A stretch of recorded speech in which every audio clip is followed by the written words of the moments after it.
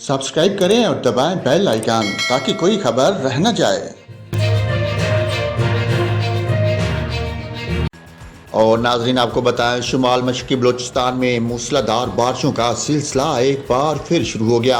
हरनाई, किला सैफुल्ला, लोराई, रखनी और मूसा खेल में भी बारिश जारी है। उधर को सुलेमान रेंज में लैंड स्लाइडिंग से मुतल्लिक ऑपरेशन का पहला मरला मुकम्मल हो गया। मुसाफिरों को निकालने के लिए रेस्क्यू ऑपरेशन जारी है।